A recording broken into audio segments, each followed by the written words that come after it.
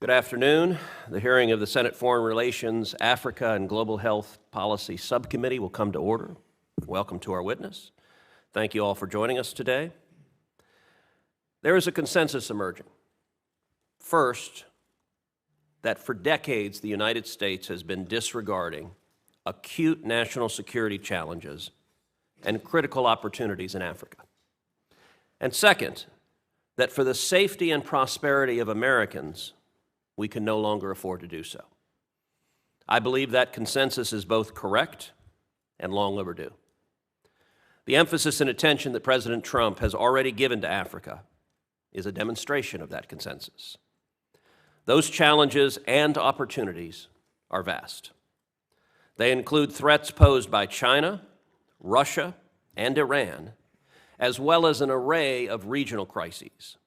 There are also wide-ranging options for cooperation on everything from critical minerals to technology and even space development. I intend for this subcommittee to serve as a primary forum for shaping and articulating the policies of the United States towards Africa on these issues and beyond. The Constitution envisions foreign policy as a tug-of-war between Congress and the executive. I have no doubt that over the coming months and years, there will be many instances in which members of this committee have vigorous and robust debates with administration officials testifying before us. Such debates are a necessary part of formulating policy. However, I also have every expectation that there will be significant areas of bipartisan convergence and agreement. Many of the challenges we face are so fundamental and have been neglected for so long that what needs to be done is relatively clear. We have an enormous amount of work to do. These hearings will allow for the formulation of U.S. policies and will more fundamentally demonstrate that the United States has a policy towards Africa.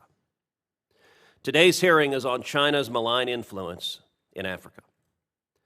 China represents the most significant long-term strategic threat to the United States. I believe that fundamentally, China is a global threat that must be confronted globally, region by region. Among those regions, pressingly, is Africa. China is exercising its military, economic, and political power and advancing its authoritarian agenda, all while undermining the sovereignty of African nations and the strategic interest of the United States. Politically and diplomatically, China is leveraging its growing influence to marginalize U.S. allies, most notably Taiwan. The Chinese Communist Party is pouring billions into its Belt and Road Initiative, trapping African countries in unsustainable debt and using these arrangements to block American interests. The primary reason why China is investing so heavily in Africa is critical minerals. China already dominates critical mineral global supply chains, and China is aggressively locking up control over these resources across Africa. That leaves the United States vulnerable to being cut off. Xi Jinping talks about, quote, world socialism, and declares that, quote, realizing communism has been the party's supreme ideal and ultimate objective. The CCP is building a military capable of global power projection and creating regional economic blocs that exclude the United States because they intend to project power globally at the expense of core American national security interests. Countering Chinese malign influence in Africa requires us to reshape the paradigm of U.S.-Africa policy. For decades, U.S.-Africa policy has been synonymous with aid and development. Today, we are changing that paradigm. Today and into the future, U.S.-Africa policy will revolve around investment-led commercial diplomacy. To counter China, we need to partner with our allies and friends in Africa to promote, expand, and grow trade and investment relationships. To be an alternative to China We have to create real alternatives to China. This is what we will discuss today. I want to thank Ambassador Fitrell for joining us today, and I look forward to hearing your testimony and insights into this critical issue. And I now recognize Ranking Member Booker for his opening remarks. I want to thank the chairman for calling really an urgent hearing. I want to thank our witness. I think we're going to have a really good conversation. I want to thank you also for your flexibility. I know we bounced around with the time. It just means a lot. As you know, we're pulled in a million different directions, and your courtesy there is extraordinary. This is an issue, as we talked a moment ago privately, that is of great importance to me, and where there has been, in my years on the Foreign Relations Committee, extraordinary bipartisan connectivity. We know that while we cannot disregard the malign activities of China, Russia, and other foreign actors across the continent, we can not only look at Africa through the lens of the great power competition. It's important that we as America affirm our larger values, because if we ignore Africa's connection to our future, to America's future security, to America's future prosperity on its own merits, then we do so at our own peril. The continent of Africa is an indispensable set of opportunities and interconnections that are vital. And one great example of that is that Africa has this extraordinary future ahead of us. As a growing population of youth, and by 2050, 1 in 4 people on the planet Earth will be from Africa, and because of the youth bulge there, 1 in every 3 working-age human beings on the planet Earth by 2050 will be from Africa. I have found great partnership over the years with Secretary Rubio when he was a senator. He has been someone who has understood the urgencies of the continent, especially through the context of that great power struggle. He looked and has said many times that people are the continent's most important advantage, and the U.S. policy towards Africa, according to our now Secretary of State, is to double down on our investments in our partnerships with African people. Not only will this approach directly benefit the United States, but it will undercut the PRC's influence by ensuring that the United States is the trusted partner of choice. You see, our values are our advantage. I've talked to so many African leaders, as I know my more eminent colleague Chris Coons has, and many of them tell us they don't want to deal with China. They prefer us, but China is showing up in places we are not, making connections and partnerships that we are not. If we are going to compete there, let's compete with our American values. They will win every single time. So, Ambassador, I share your interests in expanding trade with Africa countries and increasing U.S. commercial investments and connections between America and African businesses. When I go to Africa, I meet with Americans doing business there all of the time, and it's extraordinary. The upside, it is an emerging market that's going to, again, with that population growth, be vital for American-made products, American technology, American innovation. This is a place where America should be leaning in to thrive. However, we need a coherent strategy in order to take advantage of this extraordinary opportunities. And I'm concerned that the many Trump executive orders on tariffs and subsequent reversals suggest that no strategy really exists. And more importantly, the idea that the United States should not focus on commercial deal-making while ignoring stabilization issues, humanitarian need issues, and increasing good governance is really short-sighted and undermines the potential upside for Americans and American businesses. Right now, China has eclipsed Russia as the largest weapons exporter to sub-Saharan Africa. Chinese drones, armed vehicles, firearms have flooded conflict zones from Sudan to West Africa and the Sahel. China's largest weapons producer, Norinco, has established regional offices in Nigeria, South Africa, Angola, and Senegal. China's security ties to Africa transcend more than just weaponry, as direct training and tactical information sharing increases. African governments, particularly those dealing with the threat of violent extremism, say they want to deepen their security and information sharing apparatus with the United States. So what is our strategy here? Commercial diplomacy is vital, but alone it will not get us to where we need to be. Further, should the rumors about potential dismantling of U.S. commands like AFRICOM occur, this will directly undermine our interests and cede further space to China in Africa. So to say that I'm concerned about the Trump administration's policies to date is a vast understatement. My private conversations, again, with our Secretary of State make me understand that he knows the importance and urgency of the work that I am discussing. But since January, the Trump administration has undercut our partnerships across the continent and ceded ground to China at every turn. From cutting off life-saving humanitarian aid programs without warning to canceling global health programs that prevent the spread of infectious diseases. From terminating programs that feed the hungry and prevent conflict to canceling programs that lift people up out of poverty and keep children in school and prevent the recruitment into extremist groups, all things that inure to the benefit of our business interests as well as the moral values that guide our country. And despite claiming to want to increase economic opportunities, the administration has terminated the bipartisan programs that build democratic reliance and a healthy workforce, foster good governments, and level the playing field for American businesses trying to find new local partners and access new markets. One way to ensure deeper ties with African communities was through the President's Advisory Council on the African Diaspora Engagement. I see my nods from my colleague here that we know that that actual work, that affirming good faith ties for business, it has so assisted the United States in identifying public and private sector exchanges and investments across Africa. It deepens our dialogue, our connection, and our shared values. But here are some examples of bipartisan programs that have either been terminated or paused. PEPFAR, HIV prevention programs that would help eliminate HIV and AIDS as a public health threat by 2030 if continued, while China aid takes over early childhood development and global health programs that the United States used to fund. They're filling our void.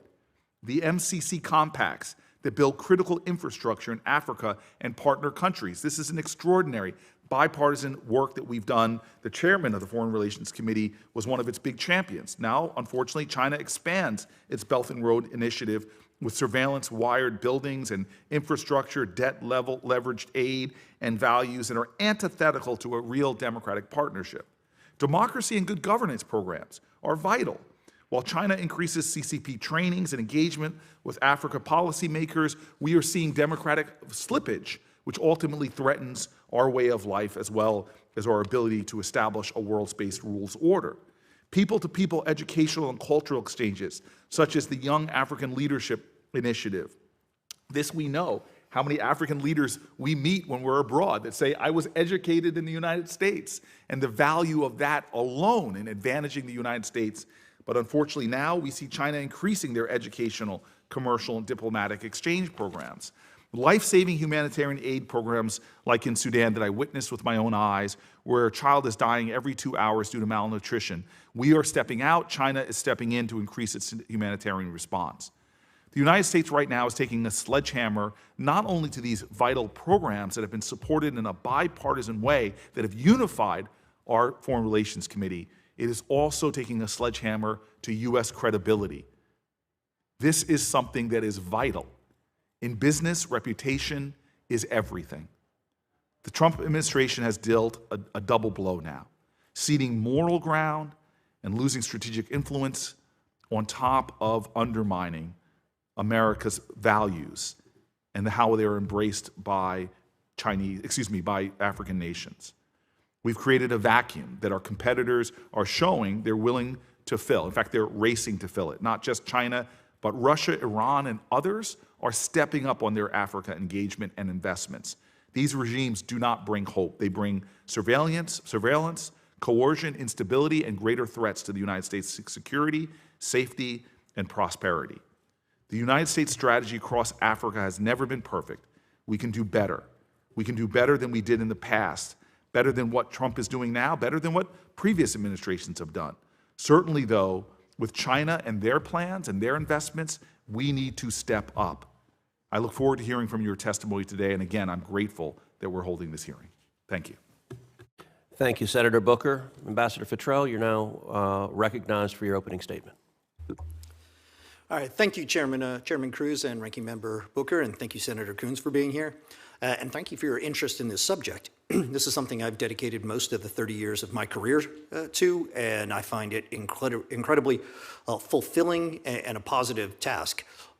For all the challenges we have in Africa, these are absolutely exciting times. And I think the strategy we're going to put forward to that is going to be extremely helpful in advancing American interests and priorities while countering China's interests.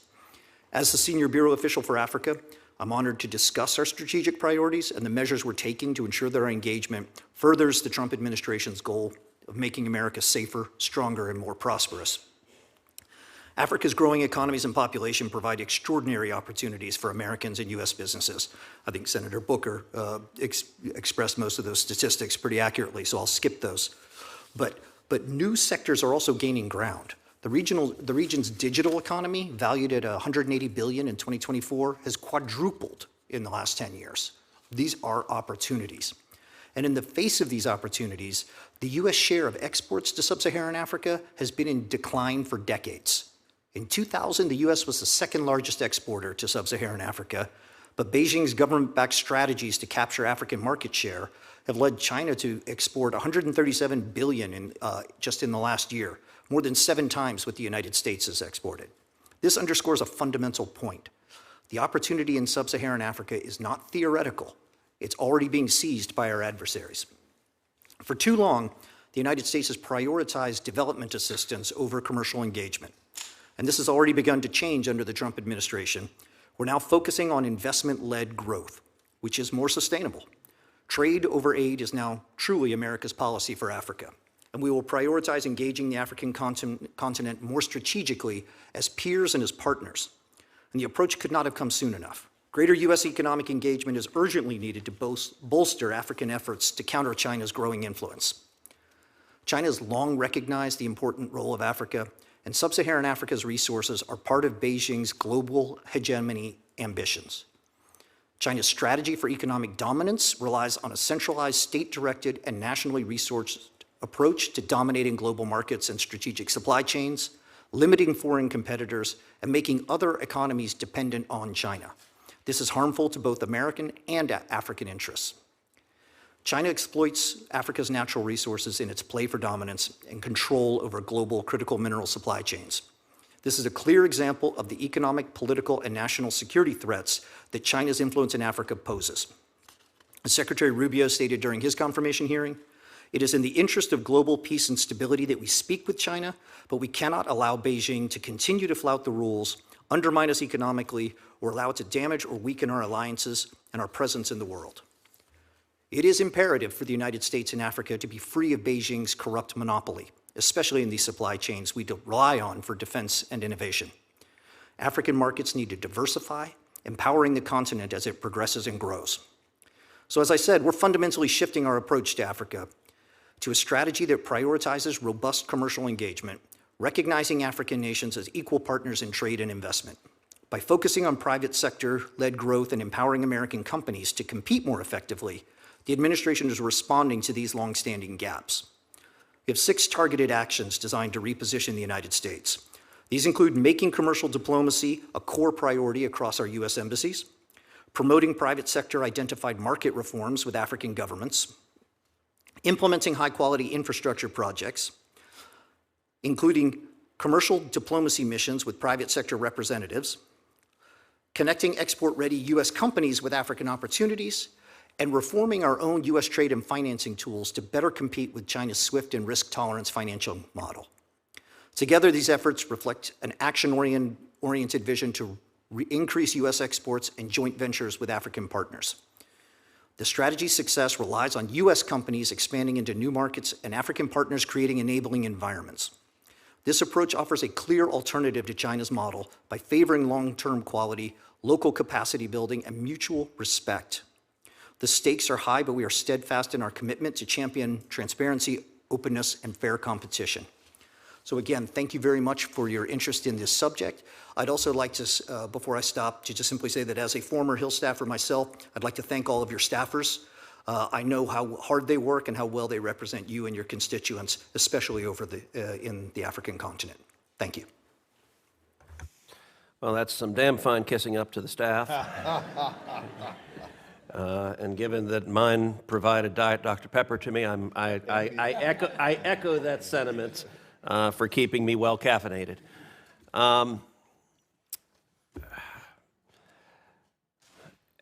As I discussed in my opening statement, the Chinese have exploited local political, economic, and sometimes even cultural conditions to undermine American national security interests. Sometimes they do it by securing bilateral and multilateral agreements that block American goals. Other times they do it by creating instability. But they are actively doing it, and I want to hear from you how they do it. Could you walk us through, region by region, how China is exploiting these conditions to undermine U.S. interests? You bet, Mr. Chairman. Thank you for the opportunity to just jump right into that. As we run around the continent, most of the playbook that China uses occurs everywhere around the continent. But there are some regional trends. So as I roll around, everything is true everywhere in Africa, but there are some focuses that change a little bit. If I were to start in Central and Southern Africa, of course, it most heavily relies on the mineral space and the extractive space. These are the minerals that they've gone into fast and hard. And part of the playbook that I think you're asking for was first just being there first.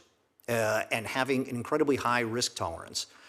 And by being able to go in without having to worry about meeting the needs of their shareholders or their board of directors, and being able to focus on just capturing that market without worrying about turning a profit right away, that allowed them to keep and maintain the entire supply chain. Of course, we try and open a minerals processing plant in the U.S., there's a lot of permitting and issues in that. Same with Europe. But in China, where they don't care, they were able to toss that up right off the bat. And then once they had a sort of a dominant position there, they were able to use that to continue to maintain. One of the things we've seen recently is the global need for lithium is almost infinite and vastly 30, 40 times more than we currently have. So there's a lot of interest in engaging in new lithium operations. So as Western companies were looking to both look at mining, at processing, and at the whole supply chain, China immediately dumped a lot of lithium on the market, crashing the price. And of course, what you see there then is as these Western companies were going to solicit financing and talking to banks and doing that kind of work, with the crashing lithium price, suddenly the projects were no longer viable. And that kind of manipulation is a big part of the threat that they have against the United States. When we look in East Africa, we see a lot in the regards of infrastructure kinds of investment, the traditional roads, rail, bridges, that kind of thing, hydroelectric facilities. But let's not forget digital infrastructure. Being in first in that matters as well. A lot of these can be found as just debt vehicles.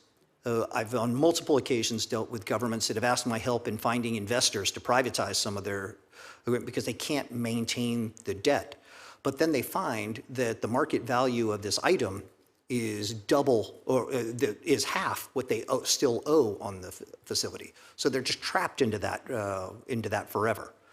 That's hugely problematic. And in the digital side, of course, if you want to be part of the modern economy, you're going to need to have trusted, safe networks. And so basically every country on the African continent has come to me to ask help in encouraging the big tech companies, Oracle, Microsoft, Google, et cetera, to come to their country. But they won't come if they can't trust the networks that are there.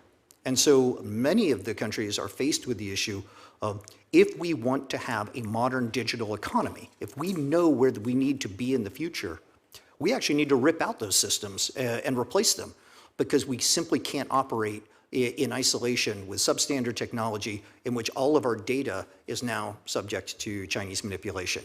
And that's been hugely problematic across the continent. In West Africa, it's often kind of a mix of the two, but one thing I would add to that that's not frequently mentioned is, in addition to this insatiable desire for minerals, it's all sorts of extractives, including timber, the deforestation, but especially fishing. When you look at the fishing grounds especially of Western Africa, but really of all coastal Africa, that is the protein for the people.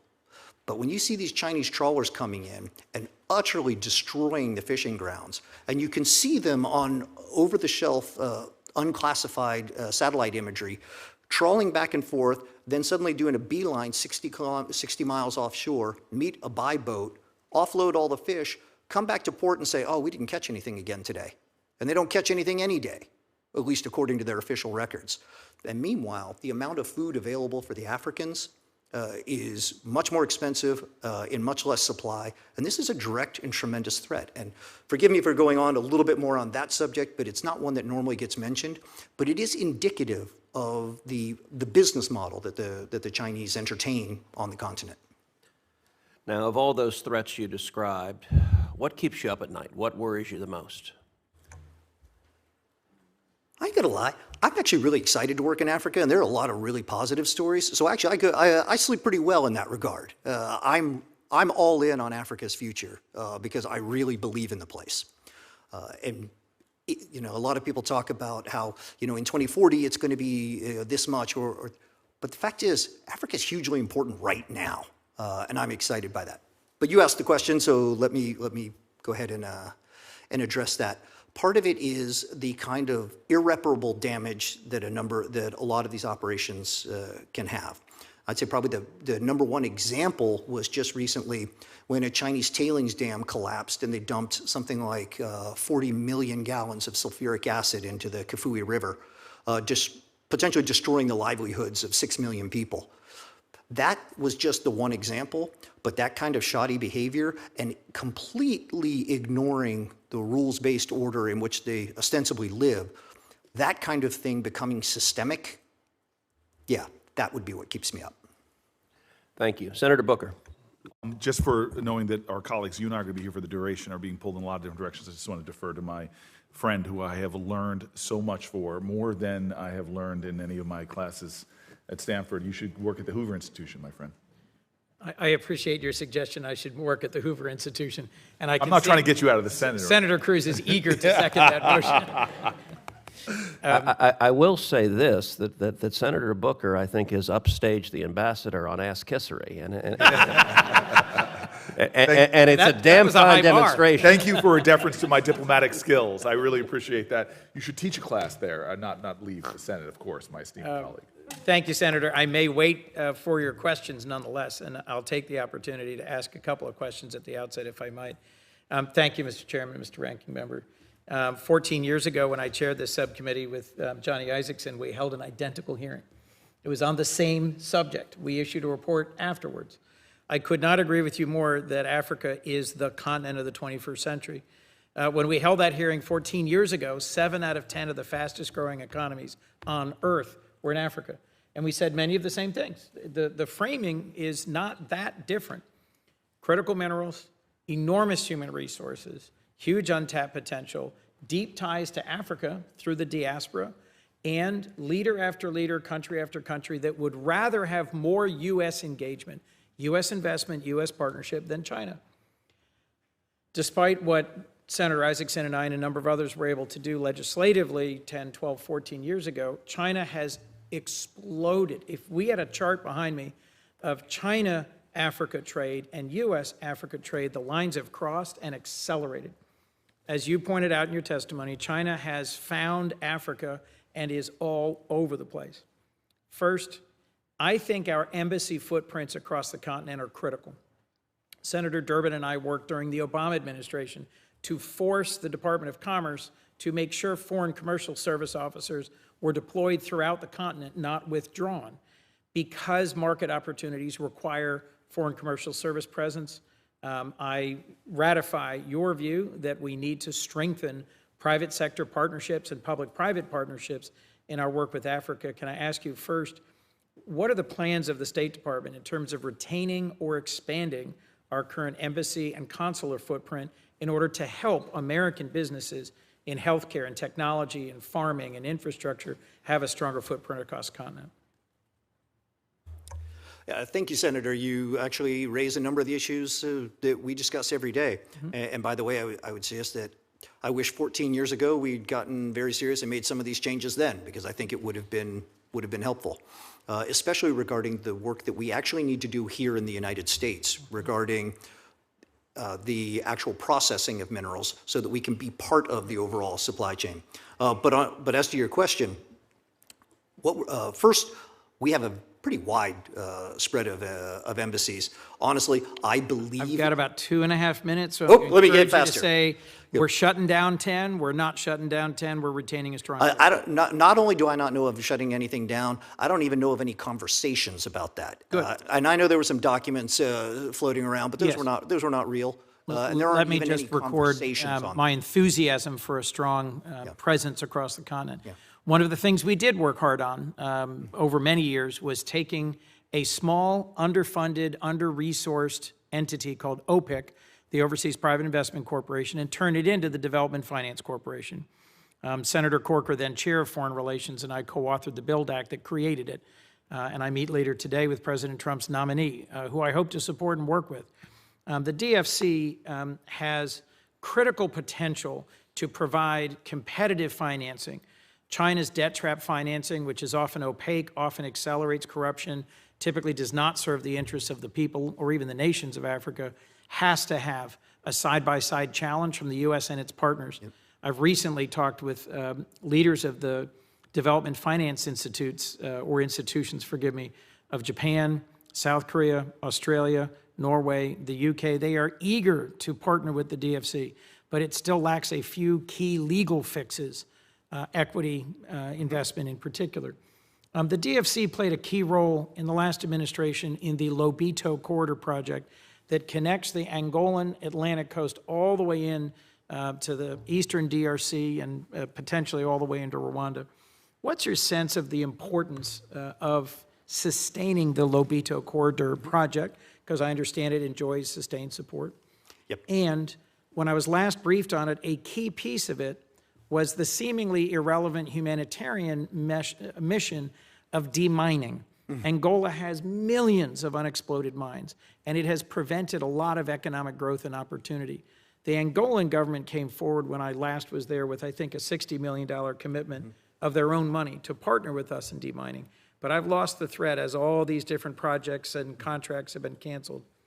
Does the administration support continuing with the Lobito Corridor infrastructure project and giving these countries of that region, Zaire, wow, sorry, Democratic Republic of the Congo, Zambia, Rwanda, and Angola, access to our markets, not just Chinese markets? And are you continuing the demining partnership with Angola? Lobito is a tremendous success. We absolutely love it, and we're absolutely committed to its future. Indeed, I want to copy the model and do that elsewhere because it's been so successful, and especially thanks to DFC and their immediate action in there as the catalyst, which then allowed to bring in blended finance to make the project work. I worked on demining in Angola several years ago. I'm afraid I don't have the up-to-date information. I wasn't expecting that one, but I will find out if those programs continue. I know we have been supporting them, but I will find an answer to that and get that back to you, sir. I'd welcome that. Let me reference 3 other things briefly, and then I'll recede and perhaps stay for another round, if I might. I've been working hard with other senators on things that try and address current issues. Senator Ricketts and I recently went to the Philippines to look at the status of the Luzon Corridor, also a DFC-led project. Countering Chinese efforts to secure naval bases or military bases around the world, I think, is a key part of our competition with China. Their first overseas naval base is in Djibouti. Their first overseas major military base, arguably, is in Djibouti. There have been repeated reports they are attempting to secure a base in Gabon. And Senator Ricketts and I have introduced the Counter Act, which is to require a strategy specifically focusing on sustaining broad-spectrum positive relationships with countries where we are at risk of having them agree to host a Chinese military facility. Do you think that's necessary? Do you think it's wise? What's your understanding of the current status of this issue? I think it's absolutely necessary to compete against that notion. We want to have deep, complex, and positive relationships with all countries in Africa. But in particular, we make it clear to those countries that might be flirting with that kind of a relationship with China that they would be jeopardizing the ability to have that kind of relationship with us. Last thing I'll reference is Senator Young and I have the Finding Ore Act, which is, as you probably well know, recognizes the reality that although there are abundant critical minerals across the continent, most of them are not adequately characterized. And so the unique American resource of the U.S. Geological Survey under this bill, if it became law, would be offered to countries as long as U.S. or U.S. partner companies got the right of first refusal. It would be a wise way to use an existing U.S. capability and resource to help countries around the world. Earlier today, a bipartisan group of senators met with the Ukrainians. The Ukrainians have recently inked a critical minerals deal with the Trump administration, but most of the maps of where their minerals are date back to the Soviet era. We have the capacity to help characterize where they are and to make sure that our companies and our partner and allied countries benefit as a result. Do you think that's a worthwhile effort? Thank you very much for stressing it. Absolutely right. The appetite amongst professionals to engage with the U.S. Geological Survey is near infinite. They are the best respected entity of its type in the world. And their work across the African continent is well respected, and I get regular requests for engagement with them. I would look favorably and with great expectation to have greater attention from the U.S. Geological Survey on the African continent. I'd love to work with you on that and on both of these pieces of legislation, and I apologize because I have overstayed my welcome quite a bit. I have a few more questions if and when we have a second round. Thank you. Thank you, Senator Coons, and I'm going to ask my staff to follow up with yours to take a look at that bill you referenced, because that sounds like a very interesting policy idea. Senator Booker. Thank you very much, Mr. Chairman. I just want to go back to the libido corridor, if we can, because I agree with what you're saying, but my concerns are about this all-in policy on the libido corridor, the enthusiasm, but we have seen right now $550 million in DFC funds that haven't been distributed yet, and that's concerning to me, understanding sort of the urgencies and how a little bit of U.S. investment goes a long way and would seem to reflect that belief that you are saying that we agree with, which is this all-in attitude. Again, the alternative will be China stepping in, will be China stepping up. And so I don't know why the U.S. Geological Survey in Angola on critical minerals was stopped as well, and I'm hoping you could shed some light on that. Thank you. That gives me a chance to continue on. First, I understand the engagement of the U.S. Geological Survey is just simply a question of funding. And of course, they don't work for me, so I can't arrange that, but I certainly strongly advocate their continued participation. Regarding Lobito and the potential on that, of course, DFC was the tremendous catalyst. As it happens, I'm going to be in Luanda in about 2 weeks because the Corporate Council on Africa is doing their U.S.-Africa Business Summit there, where I will be engaging with the President and the Foreign Minister, and especially their Minister of Mines, to discuss a number of these issues. In fact, the whole point of my going is a commercial advocacy trip, and there's a number of U.S. companies who have ongoing issues. The fact is, throughout the African continent, trade can be complicated, it can be difficult. It's not an easy business environment. If it was, anybody could do it. And so it requires a lot of advocacy, and that's what we're committed to doing. So in regard to getting the proper disbursements, not just for Lobito, but also for solar power and other forms of transportation that are existing, that are projects in Angola right now, we're going to engage on those. And that's particularly why I will be there. Thank you very much. It's really critical that we continue those linkages, and I know your expertise and the sort of esteem with which you're held, for you to be making the call for that disbursement, I think it would be really helpful. I know something dear to my colleagues is AGOA, and I just think that the renewal of AGOA is vital. Would you agree? Thank you. I actually spent a good bit of time today discussing that. I was hoping to get an administration position on AGOA to bring to this hearing. There are still some discussions going on, but there's no question that the last 25 years we have seen some spectacular successes, but also some spectacular needs for reform. So we hope to have an administration position on AGOA for you. I'm hoping within hours, possibly within days. But so I can't answer that right this second. But another reflection of who you are and your I think, frankly, very informed opinion is the fact that you went and talked to the administration, pushing to get us, knowing this would be discussed. That encourages me. Are you thinking a little bit, I'm sure you are, thinking more nuanced about how AGOA could be a really great piece, like linking AGOA with building out the Libido corridor? Those could be related as a means to benefit the African communities that are really along the corridor and increasing opportunities for U.S. businesses. Is this like another possible way that we can increase that momentum within the corridor and provide alternatives to the Chinese investment model? Yeah, thank you, Senator. I tend to use every tool that we have available to us, but that is certainly one of them. I think one thing has become clear that when we established AGOA 25 years ago, the world was a very different place. When I was talking about how excited I am about the opportunities in Africa right now, they're different than they were 25 years ago. And thus, for me, the need to have a real conversation about what a modern AGOA should look like is important. And it should be linked to the types of things that facilitate projects like Libido and other truly open society types of investment. And so that's something that we're absolutely committed to doing. Great, and I really feel bad for a lot of the young people that have packed this hearing room. Have no idea all the letters that we're throwing out there, but so maybe you can help with MCC and explaining it, but telling me, is this something else? Because it's one of the best tools we have in competing.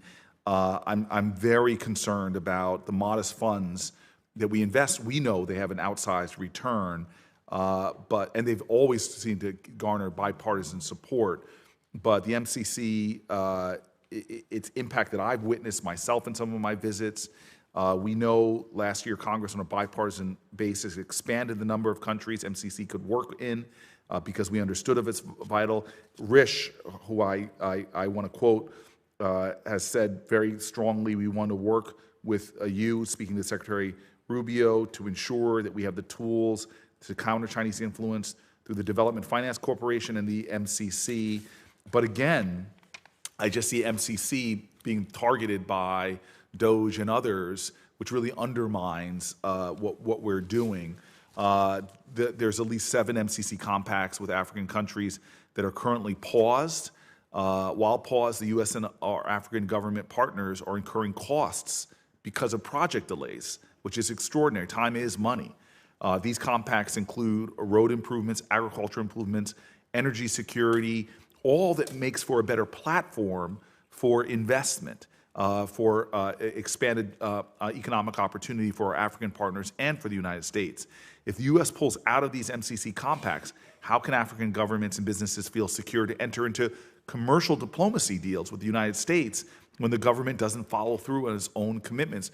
When Congress, who's allocated money in a bipartisan way, has that money impounded by the administration, it seems not only to undermine what I would think is important rules of law of this government, but it burns through a lot of trust, increasing project costs, not making any kind of rational business sense whatsoever.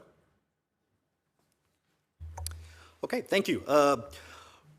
I do stick my nose in where it doesn't belong on many an occasion and across the investment and economic tools that the U.S. government has.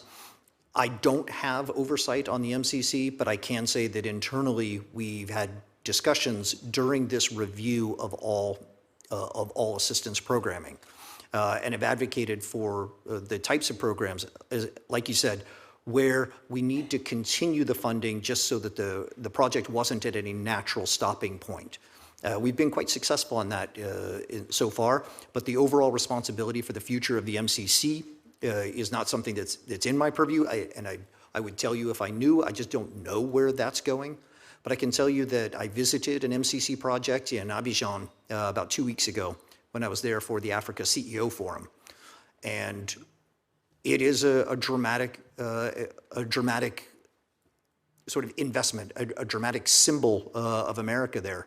And it is one of the first things that the Ivoirian government mentioned to me upon my arrival and upon my meetings with them. And I can tell you that the interest of the host governments has been dramatic in this regard. I have actually several pending calls that I have to make after I leave here to talk to countries about their potential future of the MCC.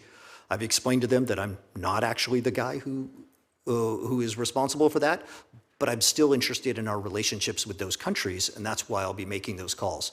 But for that regard, I'm waiting for those who are at MCC and the end of that assistance review. Thank you. Senator Van Hollen. Thank you, Mr. Chairman, and thank you for your service and for your testimony here today. And I want to thank the chairman and ranking member for holding this hearing on this topic. So I was listening to your testimony, and I think you made a number of important observations, and I'm not sure the plan of action that you laid out, the 6 points, addresses the problem completely. You pointed out in your testimony that China can act swiftly and they're risk tolerant. You also pointed out rightly that they don't have to worry about meeting their stockholders' requirements, right? I mean, these are fundamental differences between the way China approaches Africa and the United States does, right?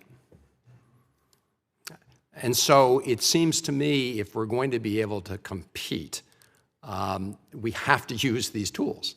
Senator Coons was very involved in the DFC effort. Senator Booker just raised concerns that I share about the plans, as I understand it, to get rid of the MCC. But I guess the point is you can't beat the China offer, which often comes in as a debt trap, but it comes in appearing to be less costly without something better, right? I mean, you can't beat nothing. You can't beat something with nothing.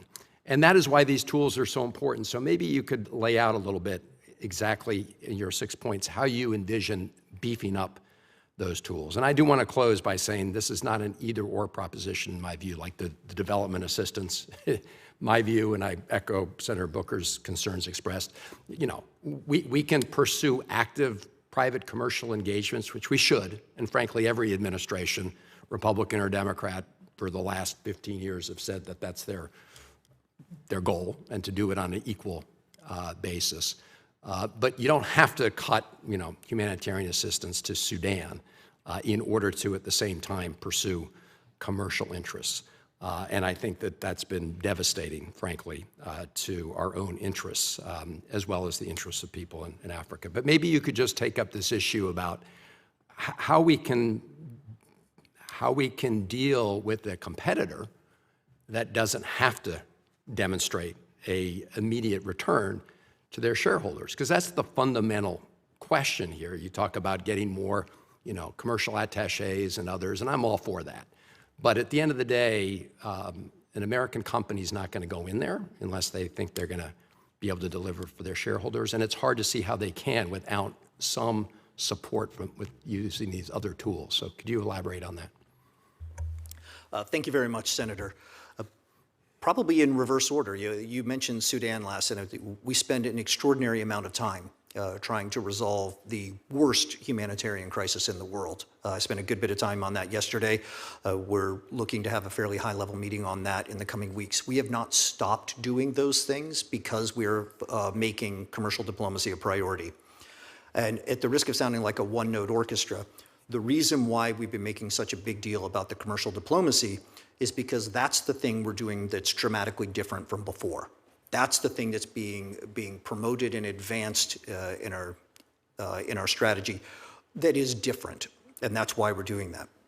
Of the two, it's probably 2 items of the 6 directly address your question. The one is about the reform of our tools. I'm a huge fan of DSC, and I'm thrilled that the nominee is here in the building and hope will be confirmed fairly soon. But even DFC understands that the way it was built, the way it was designed, and the way it needs to go forward may be different. Being faster, more nimble, instead of just being the only investor, about being the leader of a blended finance. These types of reforms will make it a better entity, but it's an entity on which, frankly, our entire strategy relies. We need that kind of finance, that kind of aggression, and that kind of optimism. Some of it is also, if you look at the Exim Bank, I believe they have a 2% failure cap, and they don't reach it. I think they're at about 1.2%. Personally, I would like to double that cap to 4 and ensure that they reach it. I want them being aggressive. I want them, frankly, having some loans that don't work. It's not just a matter of the number of successful projects that you have, because if that's all you're focused on, then you're behaving just like a normal bank. And we have plenty of normal banks. We need these investment arms to do the things, to lead, so that the private sector can then engage afterwards, to attract.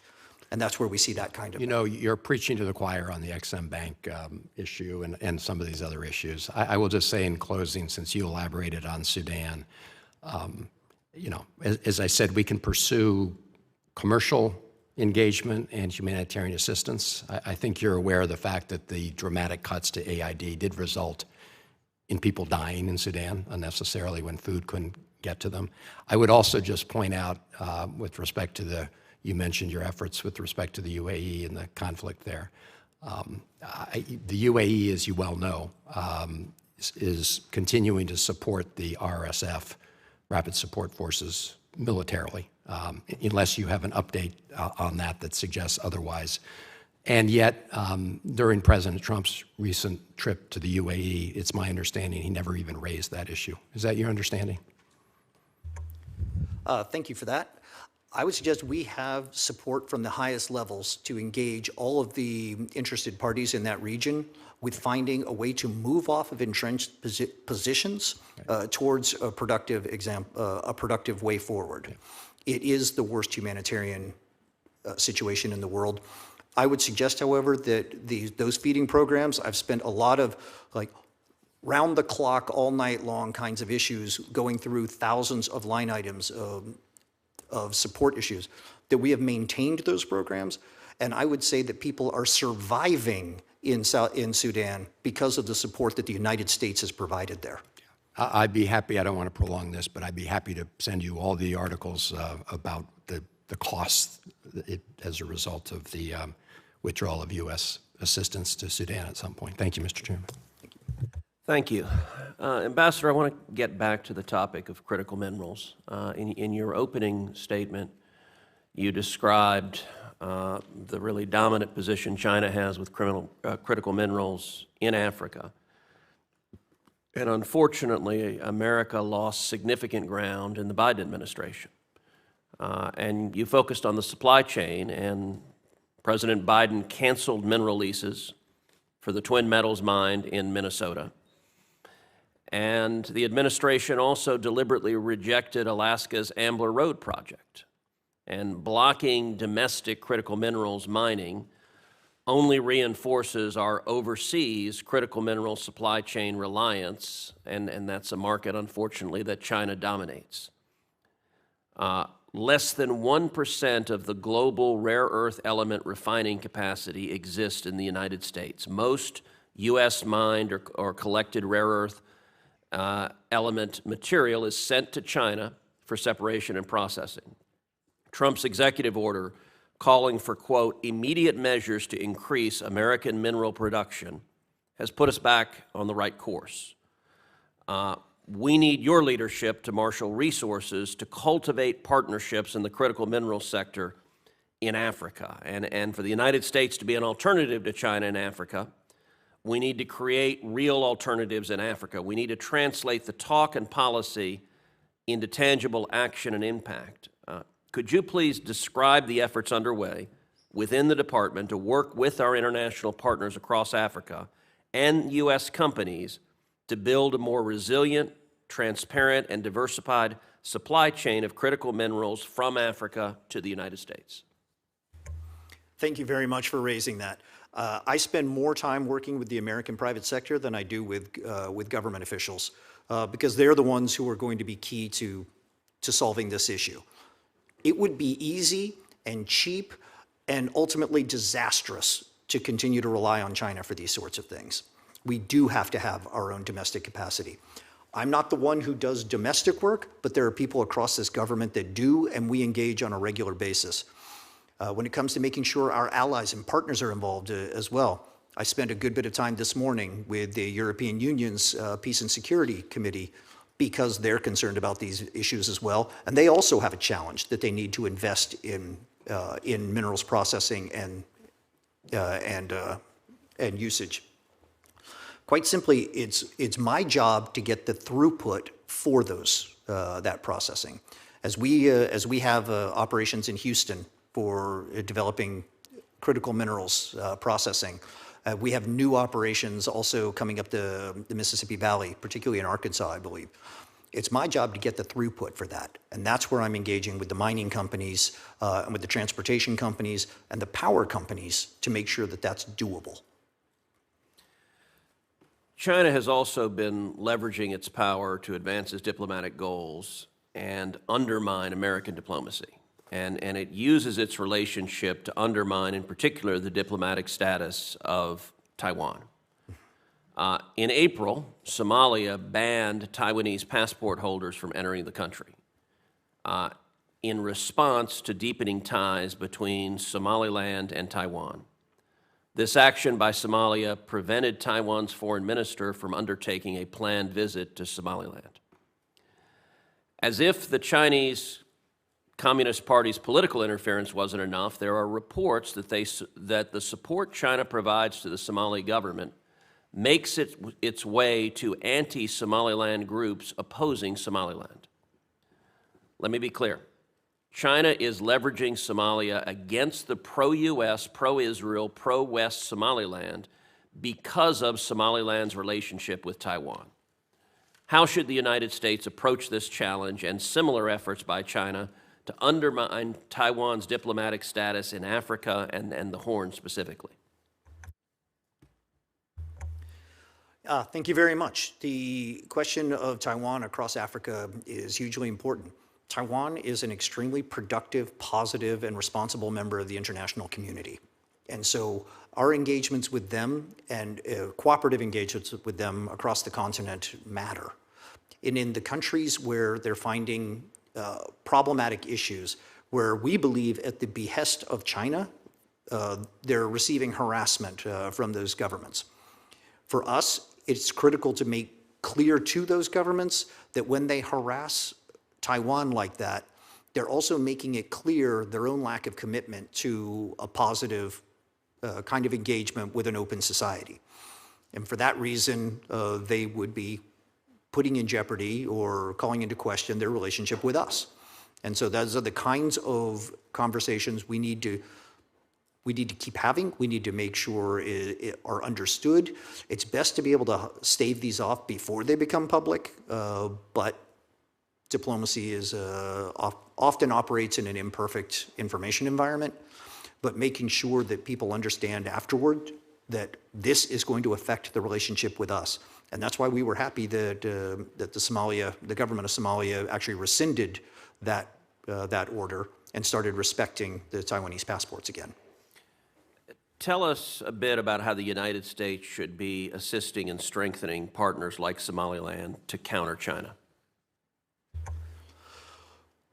We engage with partners like that, the ones who are looking to go in a positive direction, who have that positive trajectory. We'll meet them where they are and find ways to engage. And we do have extensive engagement with Somaliland.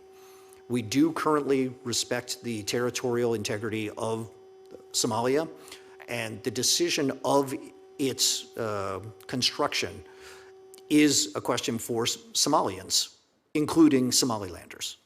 But for us, it's vastly more important that all of these different groups and these different states recognize the greater threat of ISIS and al-Shabaab, which are causing just traumatic attacks and mayhem in their country, that's the real enemy, and that they need to work together against that rather than spending their efforts with political infighting amongst themselves. Okay, so one more question. I'm deeply concerned about our posture in Africa regarding space development. This is an area where the United States must lead. We already have a NASA presence in South Africa, Angola, Rwanda, and Nigeria. are all signatories to the Artemis Accords. Several other countries, including Kenya, are also emerging as leaders in developing space capabilities. Africa's space industry is ripe for U.S. commercial diplomacy. The department should be working hand in hand with the private sector to help our partners in Africa develop their own space capabilities. Last month, I met with 11 members of Botswana's National Assembly, and I have since learned in March, Botswana launched its first satellite into space in partnership with SpaceX. This is the type of commercial partnerships we need to see more of.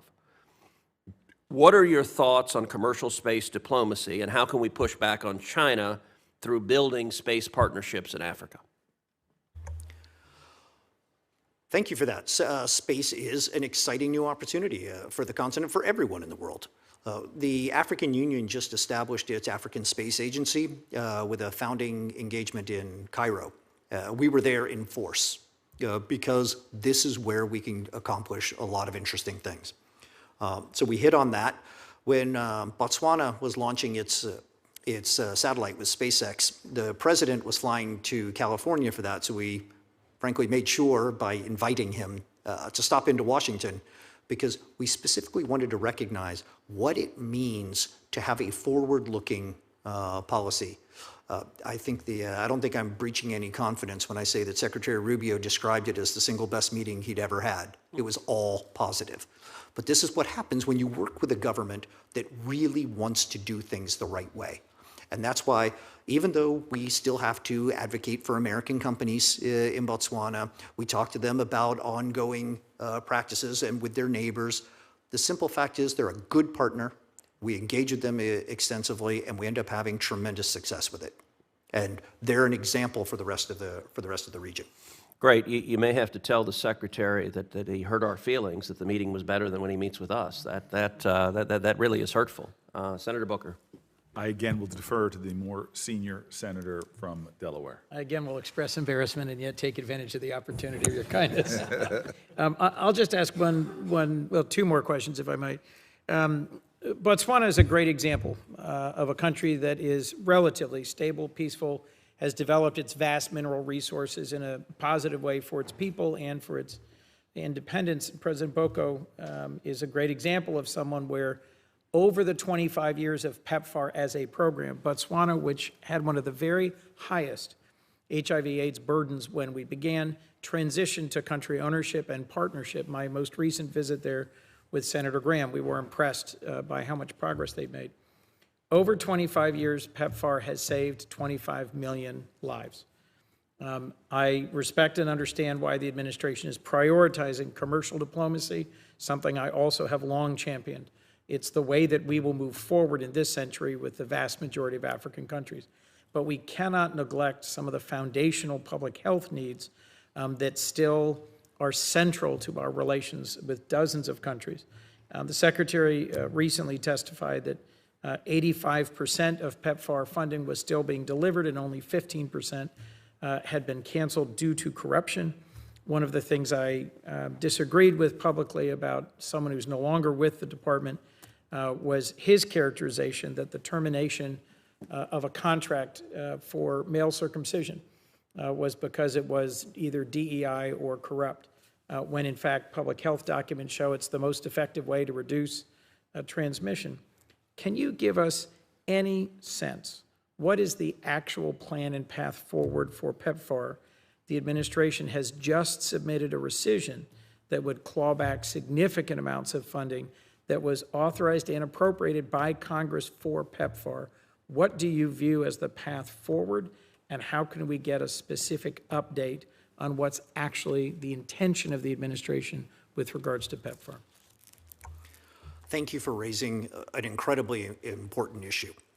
As I had mentioned before, the reason why I'd spent so much time talking about commercial diplomacy is because that was the fundamental change, the difference in what we were doing. But that doesn't mean the critical things we were doing in other spheres don't also matter. As somebody who's spent most of his time in Africa, and almost every one of the countries in which I've served are PEPFAR countries, I have a deep and abiding love and respect for the program. As Secretary Rubio had said, 85% of that is continuing. The shifting with the change in how our government is structured, has been something we're focused on right now. And so the Global Health Security Bureau is absorbing the tasks that USAID used to do in regard to PEPFAR, and working out our staffing and especially our overseas posture is all predicated on making sure this continues to happen.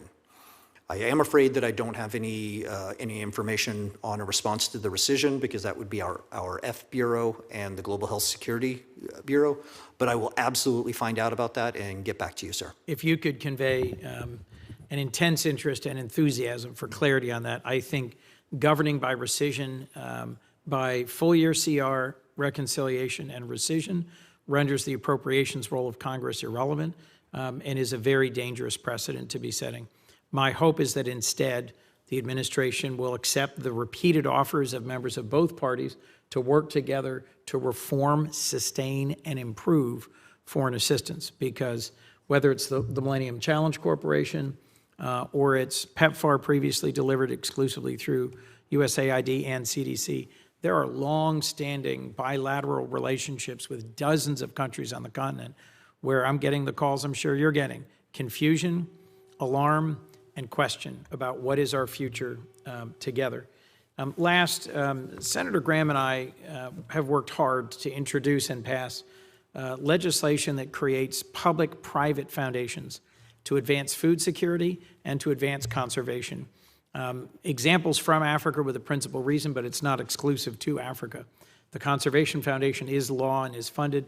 The Food Security Foundation, Senator Graham's continuing to work to advance, and it'll soon be on a market for this committee. Are you familiar with these at all? Do you see the idea of doubling public money with private partnership money, whether foundation or corporate, as being a positive model for moving forward together? Thank you. While I know of these programs, I do know the idea of public-private partnerships has proven effective throughout. Wherever it's possible to involve the private sector, it generally improves the opportunities. It's one of the reasons why I'm such a supporter of the blended finance with DFC. It's bringing that in, which allows that dynamism, that vibrancy that the private sector can bring to that. So I think that's an appropriate way to address both of those concerns.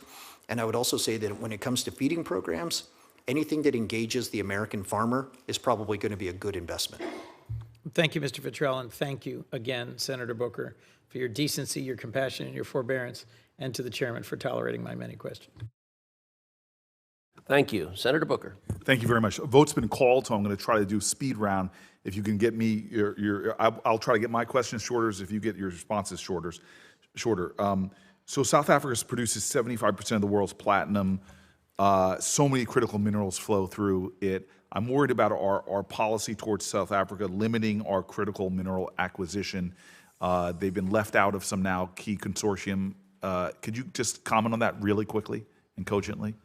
Actually, the South Africans' main points when they came to visit just a few weeks ago were that this is the area in which we can find great opportunities for cooperation.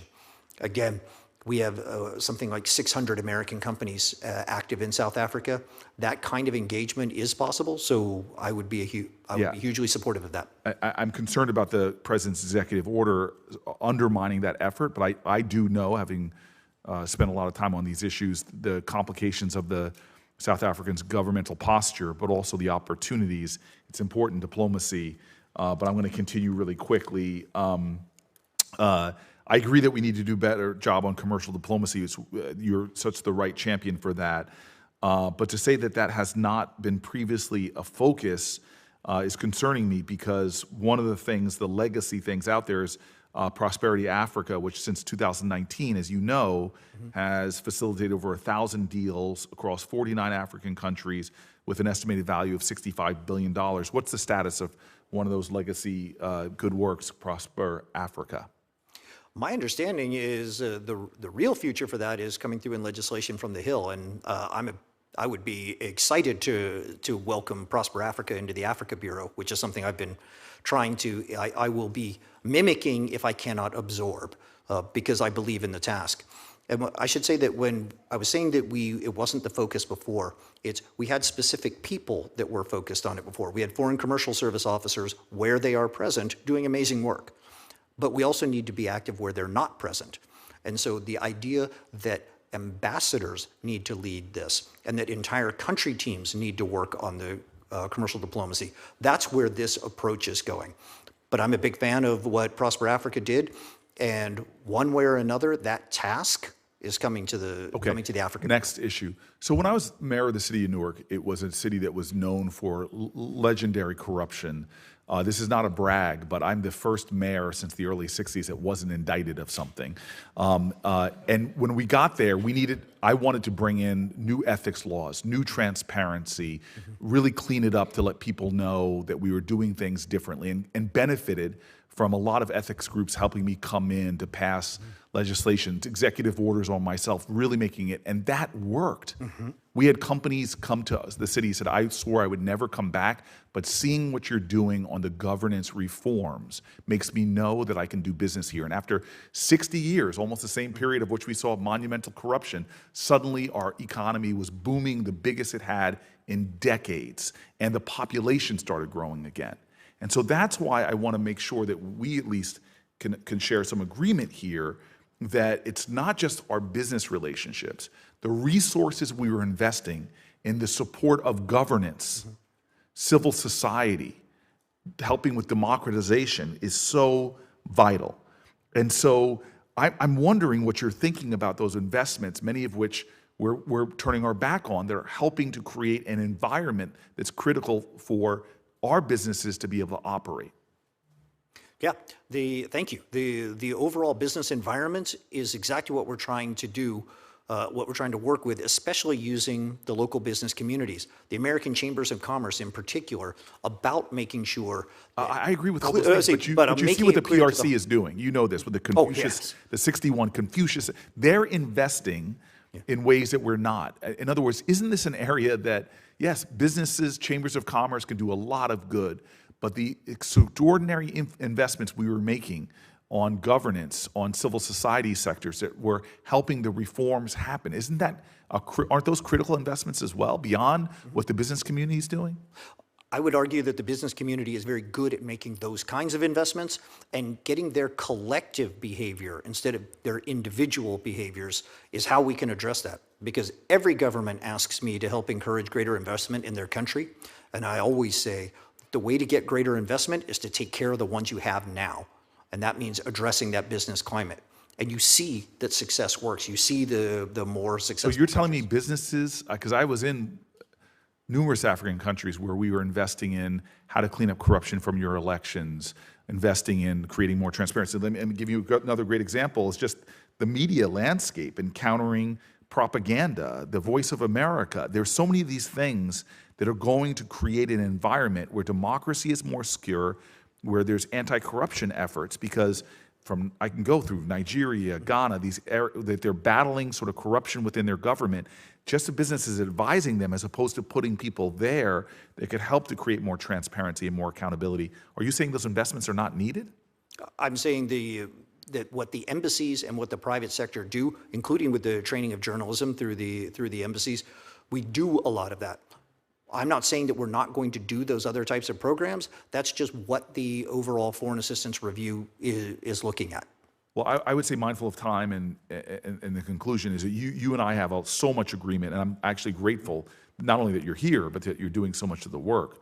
But we are competing with a country, and this is the core of the hearing, that is not just investing in their business relationships, where they have literally say up front, we don't care how you run your government, we don't care about the corruption, we don't care about any of that stuff, which often blocks.